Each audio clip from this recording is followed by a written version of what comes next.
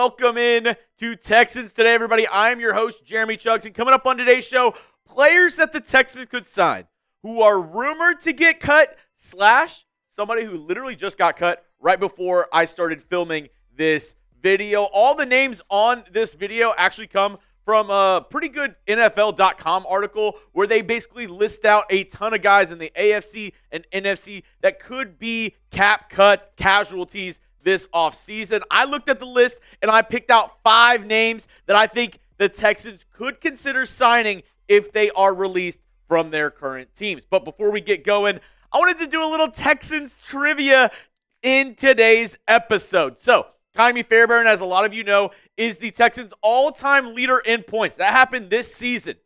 I want you to tell me who is second. Texans, all-time leader in points. Who is number 2? Bonus points if you can tell me who number 3 is. If you can get number 2, I think that's probably good. Number 3, I would say that's an elite level. Elite level if you can get number 2 and number 3. Texans all-time leaders in points. Go down in the comments section. No cheating. No cheating, no Googling. Give me your best guess down below. Wait till the very end because I'm going to give you those answers. First up, I mentioned somebody just got cut before I started filming this video. I'm filming this on Friday. Sheldon Rankins, I'm not even kidding you, like literally 5 minutes before I started filming this video, just got released by the Cincinnati Bengals. So could there be a reunion in the cards in the near future? He played for the Texans and DeMeco Ryans his first year in Houston since he saved $9.6 million by cutting him. Now, he did miss 10 games last year, was injured for them. But could there be a reunion? I don't know how much he'll garner in free agency, but obviously has those connections to Houston.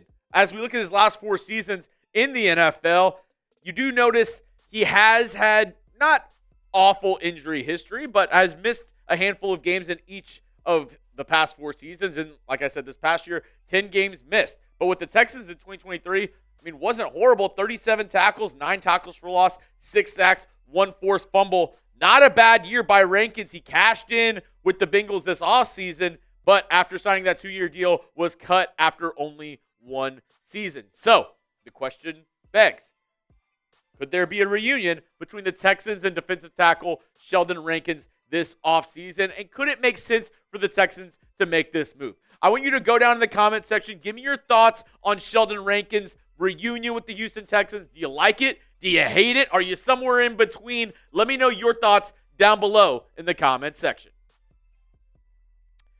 Me personally, I would rather not do that move. Shout out to Dr. Barrett on Twitter. He put it perfectly whenever he tweeted out, like, this guy who's been injured is going to maybe cost a ton of money.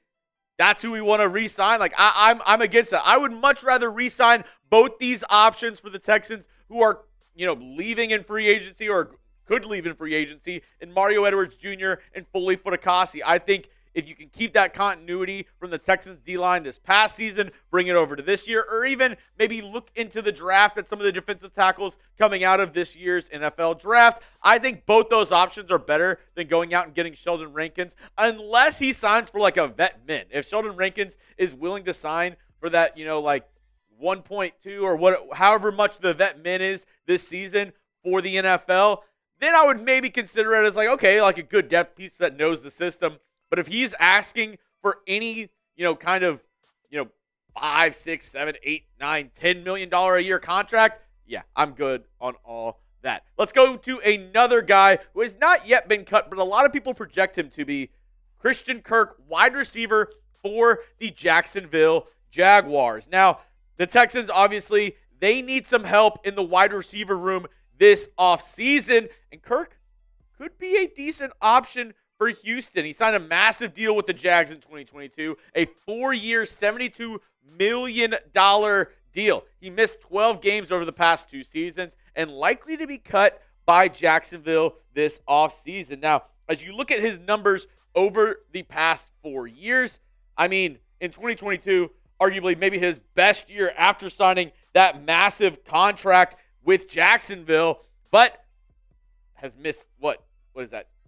Close to 15 games over the past 2 seasons. I mean, he hasn't been on the field for Jacksonville. Now, I would like to maybe look at him if you're able to get him for a cheap contract because, one, played in the AFC South, knows the division, and I do think he's a, nice weapon, I would say. Like, I don't know where exactly you place him along with this Nick Caley offensive scheme, but, I mean, a skilled pass catcher who can, extend the field, I wouldn't mind that at all for the Houston Texans. Now, with Christian Kirk, Sheldon Rankins, and everybody on this list, it all does come down to how much they are asking in free agency. But if the price is right, I'd be cool with nagging Christian Kirk if the Jags release him. Another name that I would really love the Houston Texans to look at if he gets cut is Jonah Jackson, offensive guard from the LA Rams.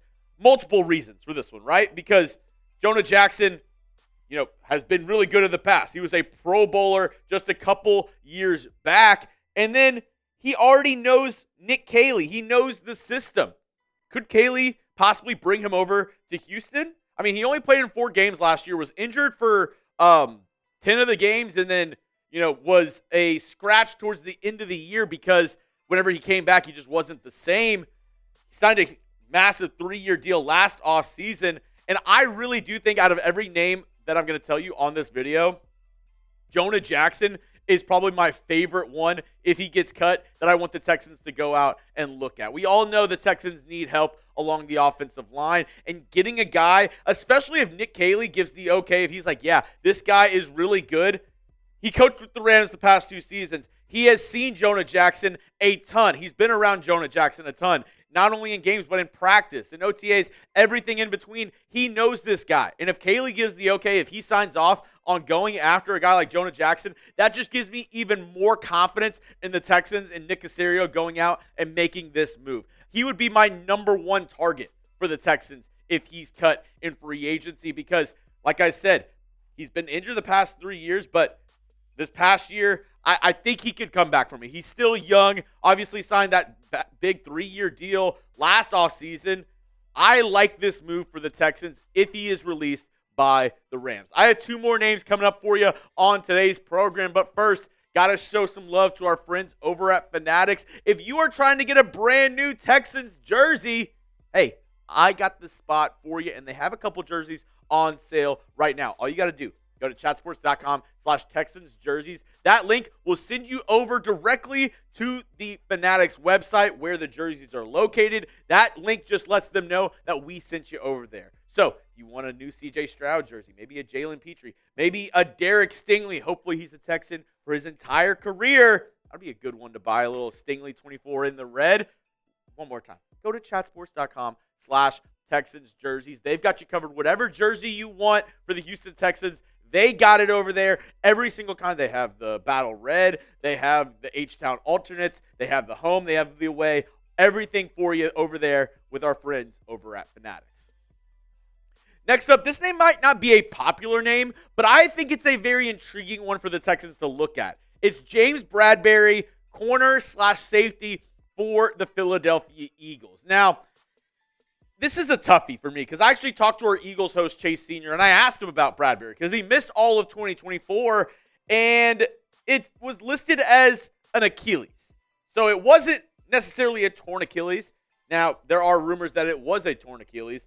It was very vague in what the injury was with Bradberry, but he did not play any games in 2024. In 2023, it was a down year, but we all know in 2022, he was fantastic. Eventually, had that call in the Super Bowl that gave the win to the Kansas City Chiefs with that holding call. But in 2022, he was a second-team All-Pro. He was awesome. In 2023, wasn't as good, allowed 716 yards, 9 touchdowns, 13 pass breakups, 1 interception. But the thing with Bradberry that you have to remember is signing him, you're not expecting him to be your day 1 starter. You're just looking for more depth. So if he can come in and be a versatile piece for you that not only can play safety but can also play corner, that could be a big role as somebody who could just fill in kind of wherever you need. That could be a very valuable piece because, as we all know, guys who can play multiple positions, that really helps you in the NFL if you're able to kind of do X and you could do Y. I think James Bradberry would be a sneaky good signing, especially coming off an injury where he had a whole year to recover, able to come in and possibly give you something on a very cheap deal, I don't hate the idea of the Texans going out and getting a very cheap contract in James Bradberry for a little bit of depth on this roster. Now, I have one more name to look at before we get into that, though. We are still chugging along. The road to 30,000 subscribers. Thank you to everybody for hitting that sub button so far. We just passed 27,000. We need 2,928 more subscribers by the start of the NFL draft. Help me grow this channel. Help me make this channel the best Texans channel on this planet. I already think it's the best Texans channel on YouTube, thanks to almost 27,100 guys, girls, lads who are all making this channel one of the best Texans communities out there. So if you haven't already, if you want daily videos around the Houston Texans for free, go down and hit that sub button.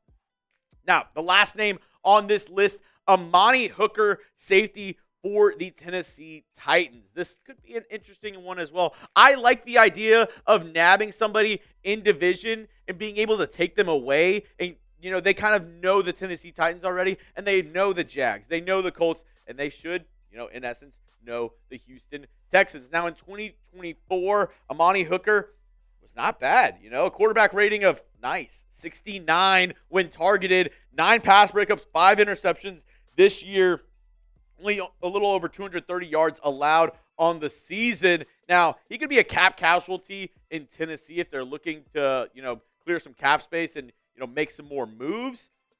Only missed 3 games this last year, missed 4 games in 2023, and then 2022 missed about half the season. So he does come with a little bit of injury concerns, but if you saw my video earlier this week, I really do think the Texans need help in the secondary, namely at safety. And I wouldn't hate the idea of pairing a guy like Amani Hooker with Kalen Bullock on the back end to kind of help solidify this Texans secondary. Now, I know I said that was the last name, but everybody's been talking about tight ends this offseason. Everybody's been like, Nick Caley's a tight end coach.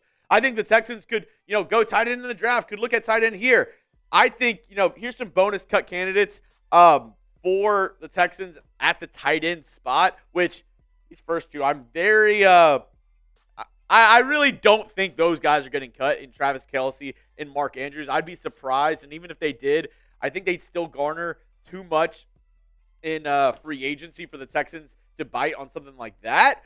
But maybe a Gerald Everett, he played for the Rams before, obviously didn't cross paths with Nick Caley there, but still played under Sean McVay with the LA Rams. That could be an interesting option. Noah Fant with the Seattle Seahawks could be another interesting option. The Texans are looking to add some tight ends this offseason. Now, I don't think they necessarily need a tight end that bad, especially to go in the first couple rounds of the draft or to give any decent amount of money to, especially if you're not moving on from Dalton Schultz. But since everybody's been clamoring around tight ends, I thought I would just go ahead and add these names at the end of the video. So, back to where we were at the very beginning.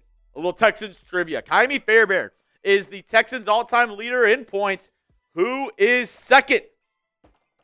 It is Chris Brown, former kicker for the Texans. Not that Chris Brown, if you're thinking of the one that was with Rihanna before. No, a different Chris Brown. He used to be the kicker for the Houston Texans. 767 points during his tenure with Houston. Number 3, Arian Foster. I mean, are you surprised? The dude was an absolute menace with his time with the Houston Texans, but it's really surprising. Usually you see it dominated by kickers. I guess since the Texans are a newer franchise, they only have the top 2 spots with kickers, but Arian Foster, shout out to number 23, one of the best Texans to ever do it. That's all I have for you on today's show, folks. If you want to continue the conversation, if you have any questions, my DMs are always open. Go ahead and give me a follow at Jeremy Chuggs on Twitter. Let's talk shop. Let's talk ball. I'm always down to chop it up around our Houston Texans.